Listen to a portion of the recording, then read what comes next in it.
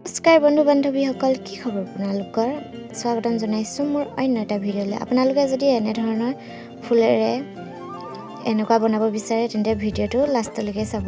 প্ৰথমতে ফুল 3পাহ লৈ পেলানি বেনি গুঠাগতে গুঠি যাব লাগিব। ইটোৰ পিছত ইটো প্ৰথম 3পাহ বেনি গুঠাগতে গুঠি যাব, তাৰপিছত আকৌ তাৰপিছত এপাহ মাজত খুৱাব, তাৰপিছত আকৌ বেনি গুঠাগতে গুঠি যাব, আকৌ ইপাহ মাজত খুৱাব, আকৌ বেনি গুঠাগতে গুঠি যাব। এইটো প্ৰচেছ কৰিলেই হৈ যাব।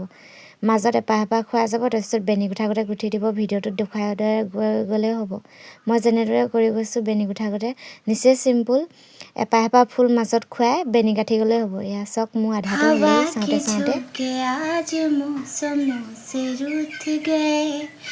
गुलों की सुर्खियाँ आज भंवरे आके लूट गए, बदल रही है आज जिंदगी की साल जरा, इसी बहाने क्यों न मैं भी जील का हाल जरा सवार लो, हाय सवार लो, सवार लो, हाय सवार लो।